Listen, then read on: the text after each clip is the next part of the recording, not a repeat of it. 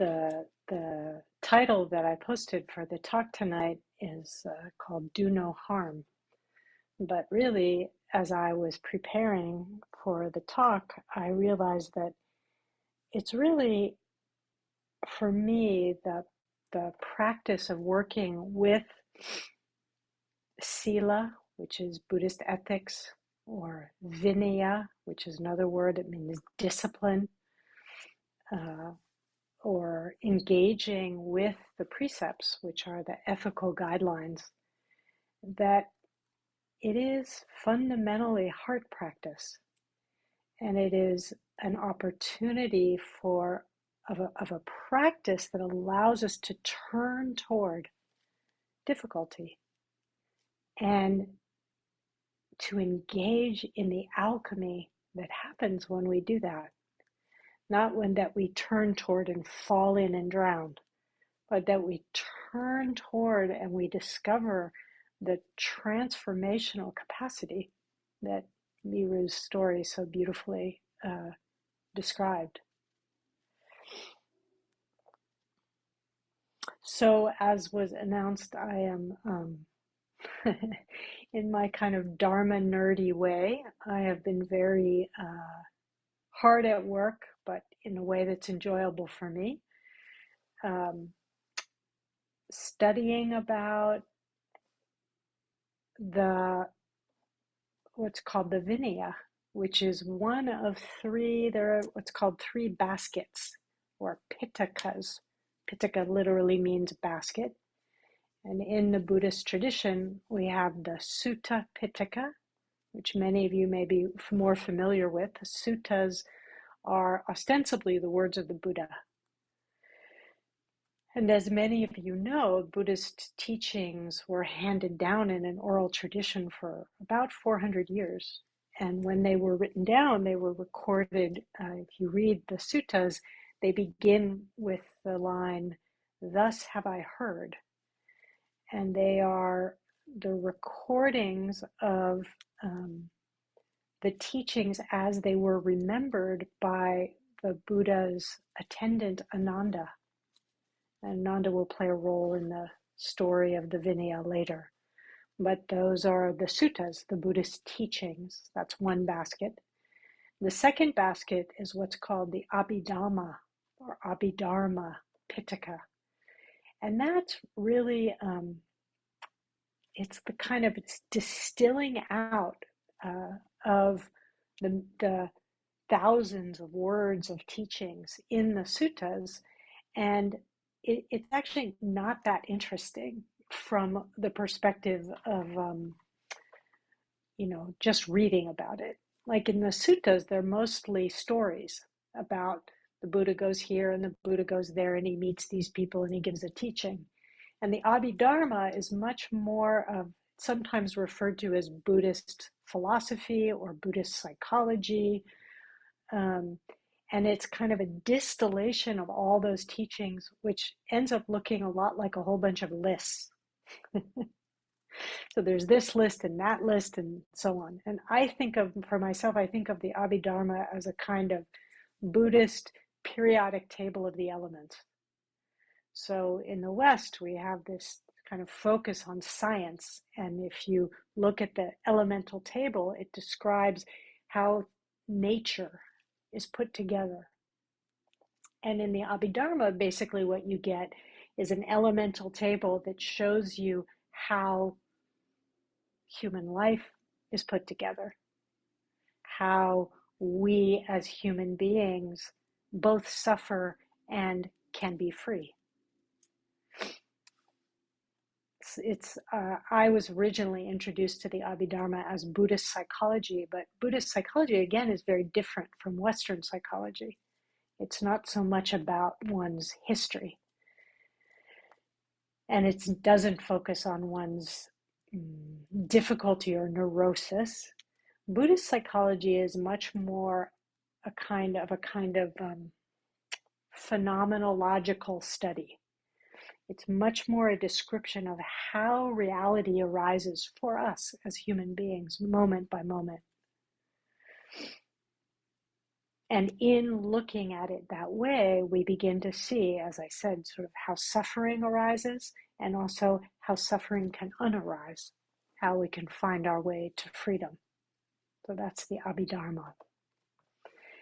And the last basket, which we'll be focusing on tonight, is the Vinaya, Vinaya, Pitaka. And Vinaya is translated as discipline.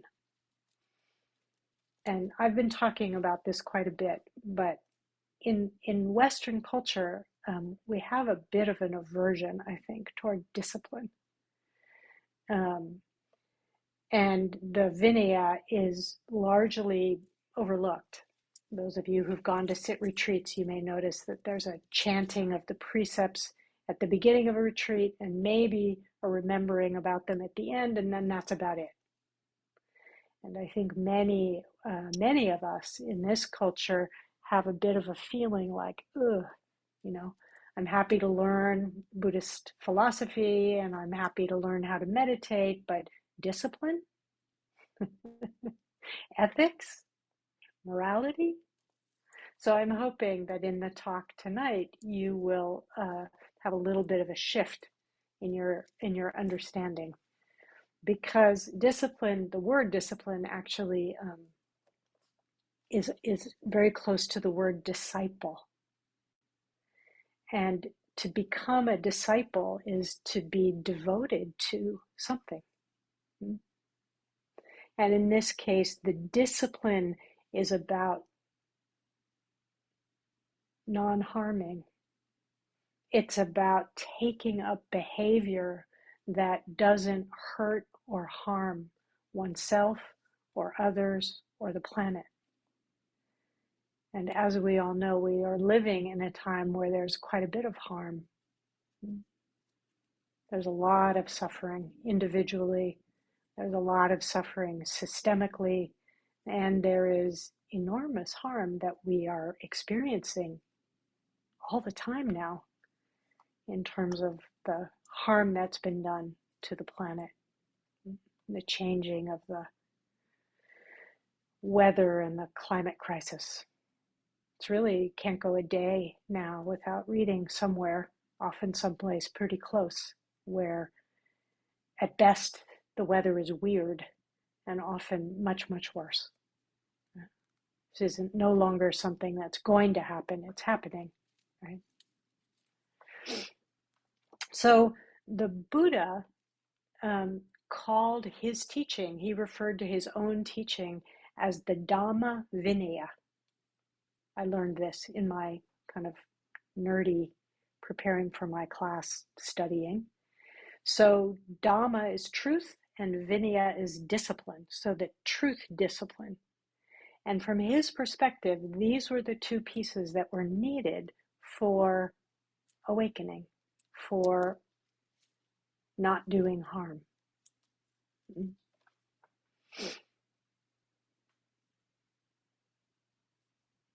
And I've spoken quite a bit about how it is in the many Western religious traditions that even if you don't think of yourself as religious, you may have inherited a feeling of, original sin, that somehow fundamentally inside there's a problem and that we come to spiritual practice to try to better ourselves, right? And Western psychology shares this same kind of flavor. I was thinking about this today, how it is, in the one version of psychology is that we have the id, the ego, and the superego. And many of you know in Buddhist teachings that, the ego is kind of not considered such a good thing. But actually in Western psychology, it's the id, which is understood as our kind of basic instinctual self. And the idea is that our basic instincts, which are actually considered kind of base instincts, are covered over by our socialization and our acculturation and we kind of are, we shine ourselves up on the surface.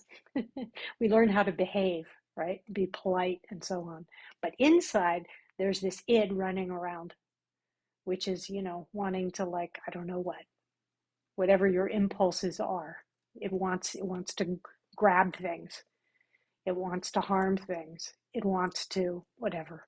So this is the same idea.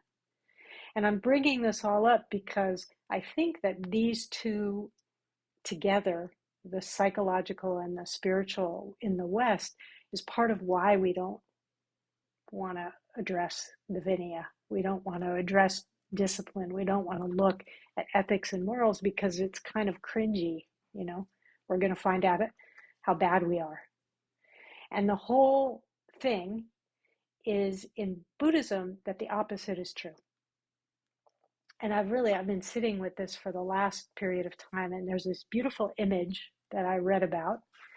It's actually a true story about this giant, it says my Mac is going to go to sleep soon. Why is that? I'm plugged in, but, there we go. Whew, that would have been bad. Oh, that was lucky. Okay, saved.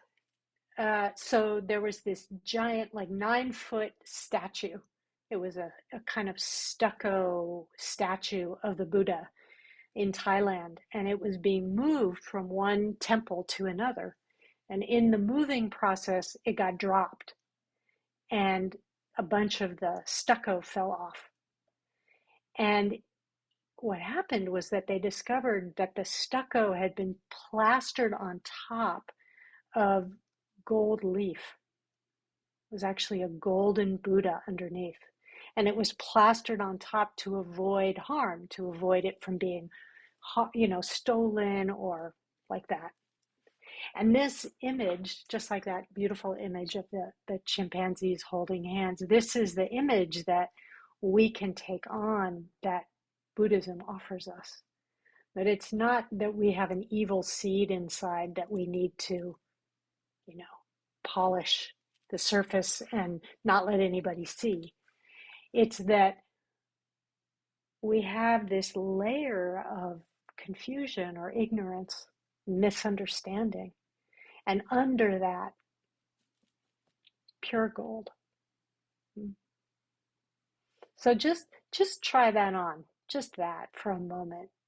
What would it be like if you or I've been practicing this for the last few days, were to walk around instead of with the feeling of, in America, we have so much like self-improvement. I've got to get better. I've got to, like that. But what if it were the case that our real task was to unfold, to unpeel, to reveal what in Buddhism is sometimes called our basic goodness. And that each of us has this pure gold that has just been, it's got a few layers of dust, or stucco or mud or whatever it is. We've kind of lost contact with it. But that as we begin looking, as we begin peeling away the layers, what we discover is something beautiful inside. For me, it helps me have a very different relationship to wanting to take a look at my behavior. Because mostly when I'm looking at my behavior, and often my behavior that I'm looking at isn't all that great, I just feel bad about myself, kind of shame and blame. But if I understand that by looking at that bad behavior, by seeing through it, that there's a transformation, there's an alchemy that's possible, it's much more encouraging. If I trust that there's pure gold underneath, that what I will discover is my own innate Buddha-ness, my own beauty, my own purity, my own goodness. Yeah. Very different. It really shifts our whole orientation from we need to work really hard to fix ourselves. This is part of the engine that drives capitalism, I think, this idea that we need something.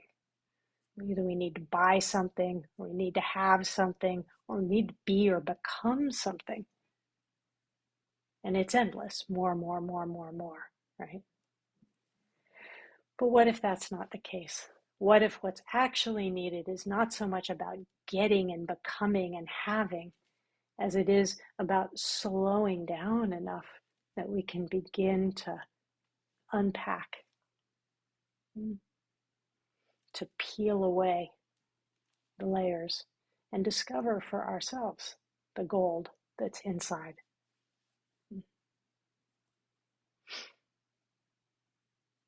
So this is what's meant by Dhamma Vinaya, that this combination of truth and the discipline to be willing to look, to be willing to see, to be, as I described in the meditation, to be willing to be with what's here, with the trust, the faith, really, that there's goodness in the heart, at the heart, that this is a transformational process. That's the promise of the path.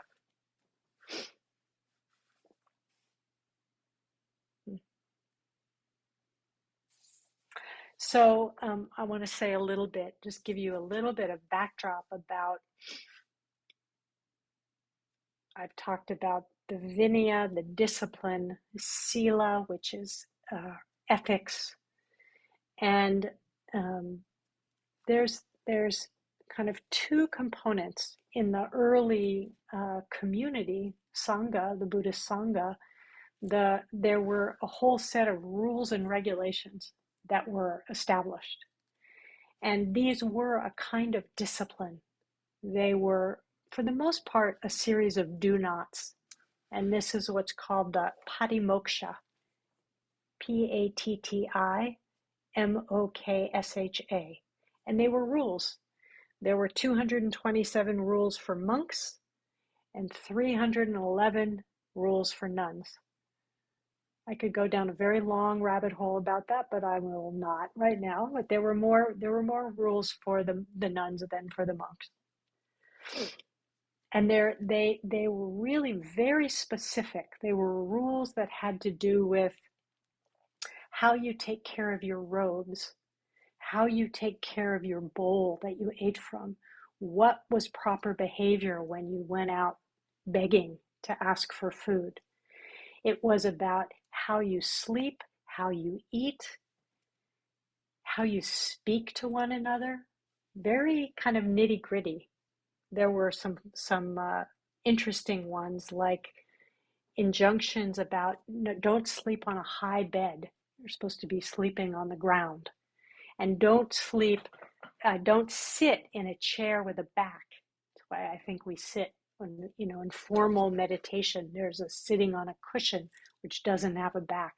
That came from these ancient injunctions, right? There's some that are kind of funny, like don't insert large morsels of food into your mouth,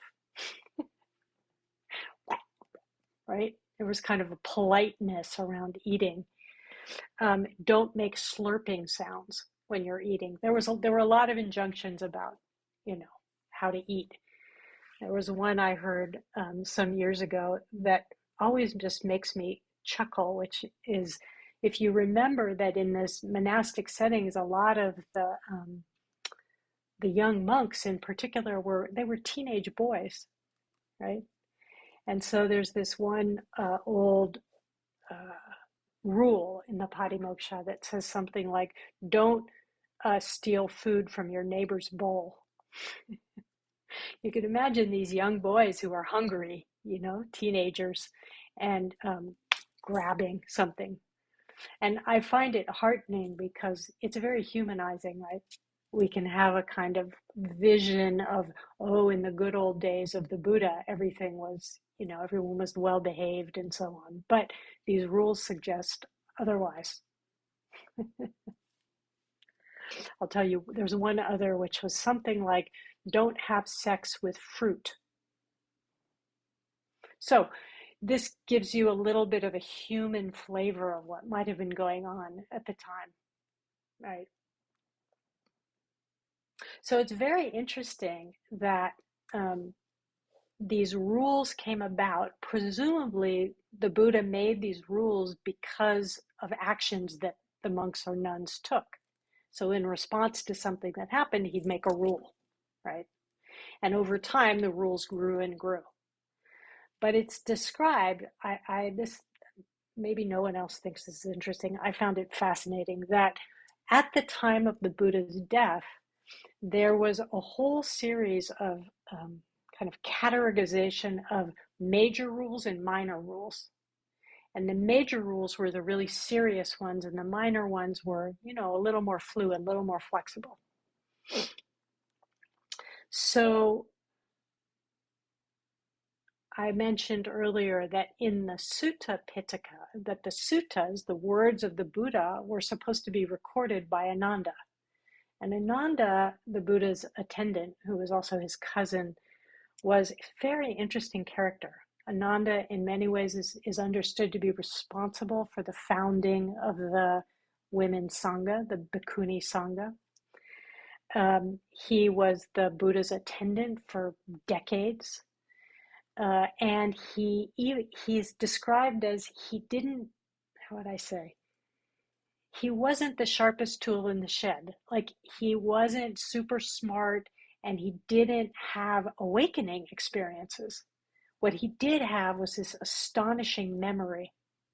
And that's why the suttas are supposed to be what Ananda records. However, it's said that when the Buddha was on his deathbed, he told Ananda, he made very clear which of the rules were the major ones in the Patimoksha and which were the minor ones, so that they could continue forward. However, this is again very humanizing, right? Ananda, in his grief after his beloved teacher dies, he can't remember. This is the guy who can remember everything the Buddha ever said, but his mind goes, he can't remember which are the minor rules and which are the major rules. And so this becomes the source of conflict in the early Buddhist schools, post-Buddha. There are these series of councils that meet after the Buddha dies to try to solidify the teachings. And there are these divisions that happen. And the divisions are primarily about the rules. There are some monks who say these are the important rules, and there are others who are saying, no, you're holding on too tightly to those rules. These are meant to be held much more like that. Pretty interesting.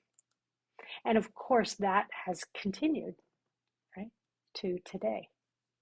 And so when we take up this Dhamma Vinaya, this truth discipline, there's still debate about what does it mean to take up the rules. And there are some monks, nuns, who follow the rules very, very strictly. And then there's a later iteration of the rules that comes mostly through the Mahayana, where the Patimoksha is transformed into what are called the precepts.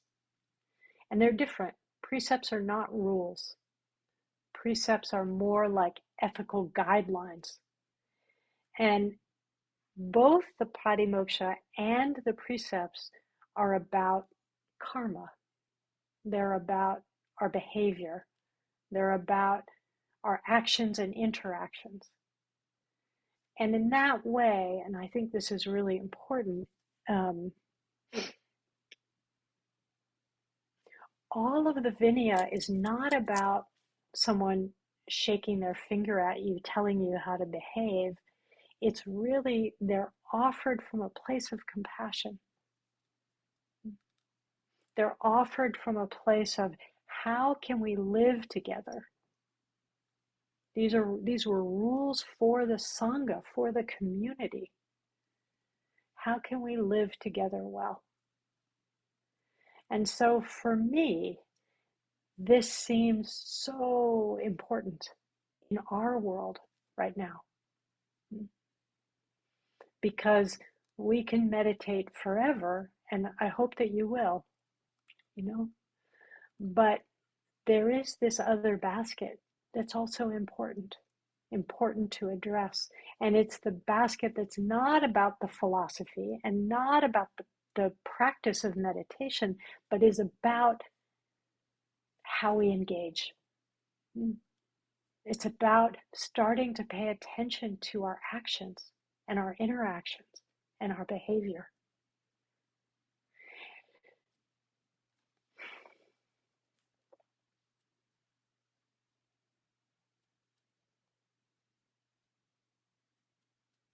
In the Zen tradition that I grew up in, the precepts are considered what's called the blood vein of the teaching. It's understood that this is what's being passed down.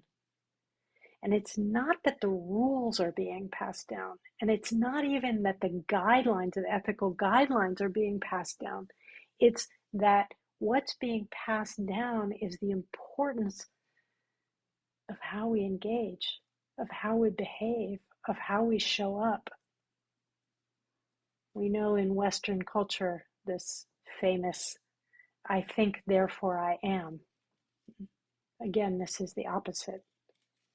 Buddhist teaching is suggesting to us something very different, which is you can be the smartest person on the planet, but what really matters is how you show up, how you treat yourself, how you treat other people, how you treat the planet.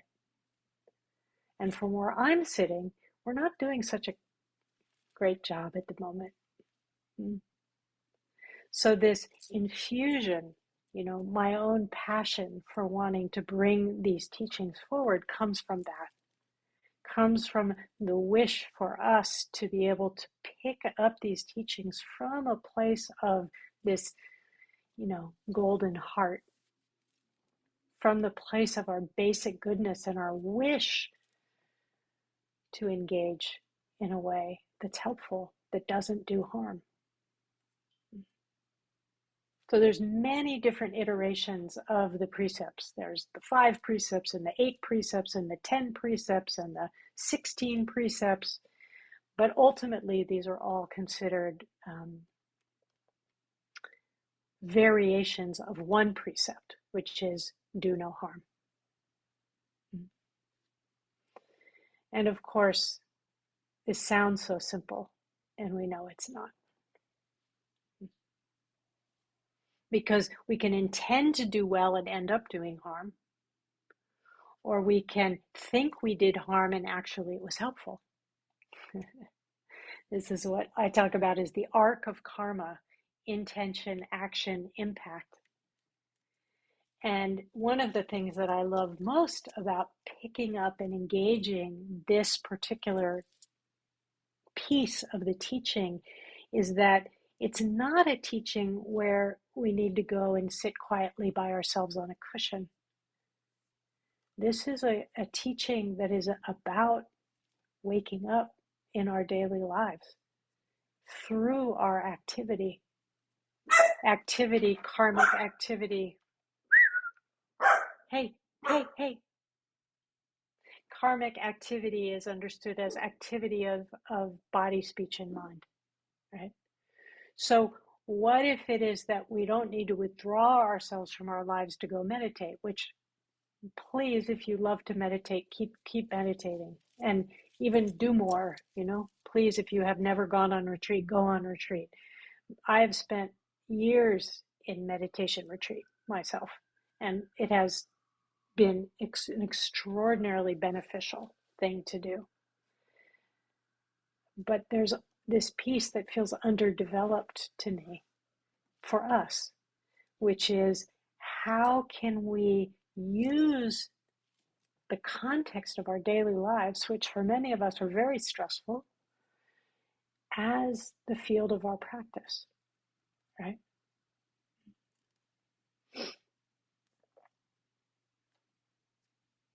So I want to share another piece about working with the precepts in particular that I've found very helpful, which is that it was taught to me in the Zen tradition that there are three different kind of like levels or dimensions of the precepts. And they are kind of levels, but it's not like one is better than the other. They work together, all three. And these are called the literal understanding of the precepts, which I think of as the do not. It is the discipline. So if we just look at the five most common precepts that run through all of the versions, these include not killing, not stealing, not lying, not misusing sexuality, and not intoxicating. And if you look these up, you will find all kinds of very creative interpretations of what this means. But that's the basic thing. So there's the literal level of each precept. So if it says don't kill, don't kill. Don't kill bugs, don't wear leather, be vegan, like that. It's very strict. And then there is what's called let me just say, that literal level of the precepts it's the discipline side. It's the no side. It's the restraint side. And there's so much benefit for us in practicing some restraint, especially in a culture where there's more. But we don't practice restraint as punishment. We practice restraint as a way to find a sense of peace. The problem with the restraint level is that it can be held too tightly and become dogma, right? This is the chimps fighting, or this is the monks fighting. No, these are the rules. No, these are the rules. And we hold our views so tightly that then we start banging up against and doing harm to others. So for me, the do not level of the precept is useful from a place of restraint. It's also useful for me when I'm confused or I'm in a state of reactivity. Like if I know I'm really triggered, then I can just default, do not, right? It's like what they say, when you're really triggered, don't hit send. Do not. This is skillful means. This is very useful, right? But you don't want to live only in a place of restraint, right? Place of restraint is not a place that will ultimately reveal this gold at the heart. So that's one level, one aspect. The second is what's called the compassionate level of the precepts. And this is, I think of as the koan level. This is where we discover the ambiguity and mystery of life. And it's really the place where we move from looking at our individual responsibility to recognizing our interconnectedness, recognizing that we're not separate from all of the various systems that we're part of. And of course, when we shift from I to a systemic view, it starts to get pretty complex, right? It's also a place where there's enormous healing that can happen, because one of our deepest sources of suffering is our felt sense of separation. And so we move into this compassionate level of the precepts and we start to feel our connectedness, our innate belonging, like that.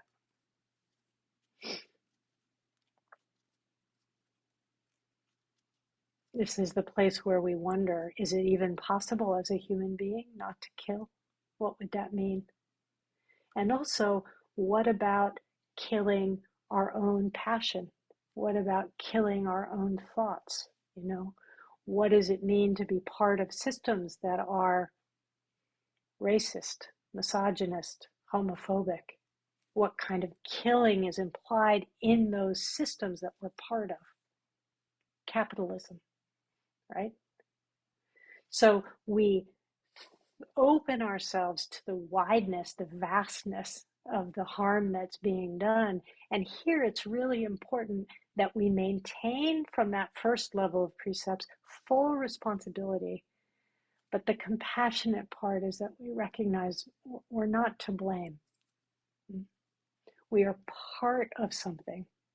And so we want to engage from a place of being responsible without beating ourselves up, without imagining that we're actually in control of the situation, because we're not. We're part of something bigger than me. The third level of the precepts is what's called the Buddha mind level.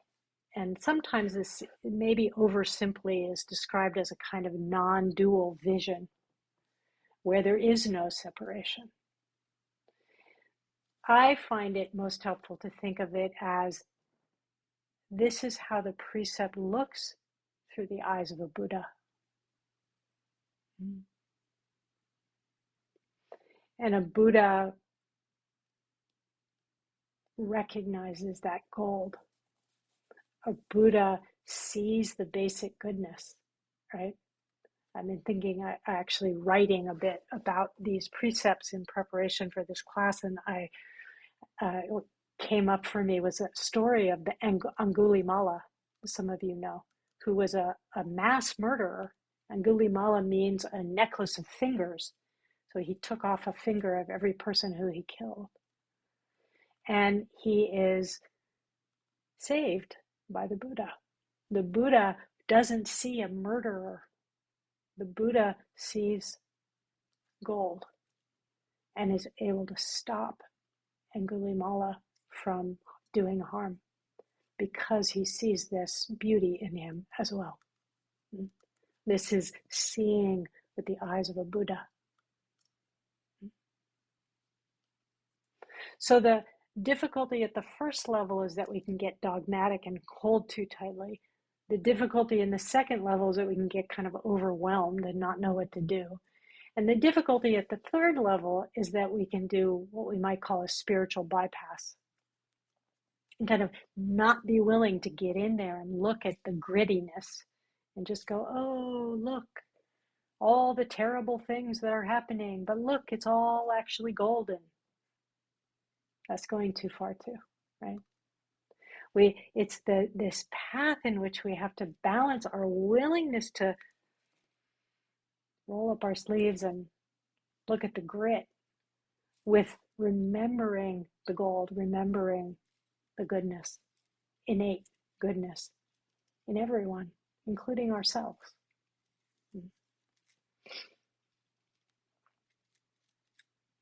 So I'm gonna read you a short poem that for me is someone sent me recently that describes this transformational possibility in working with the precepts. And then we'll take some comments or questions. This is from Jane Hirschfeld, who was a poet, a writer, and who spent time at Tassajara, which is the Zen monastery where I trained. And she's writing this poem in part in remembering her time in the monastery. And there's no heat, basically, at Tassajara, and it gets very cold in the winter. And so she's remembering washing her face when she was a monk, when she was living there as a monk. And the poem's called A Cedary Fragrance.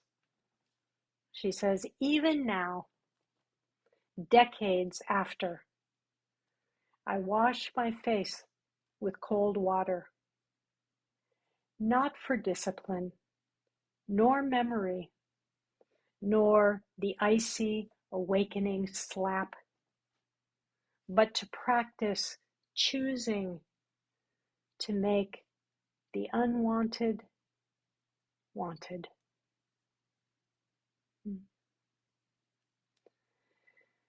Even now, decades after, I wash my face with cold water, not for discipline, nor memory, nor the icy awakening slap, but to practice choosing to make the unwanted wanted. This, for me, is the invitation of engaging with the precepts, that when we're willing to turn toward, we can transform. We can transform what looks like ignorance and bad behavior into pure gold.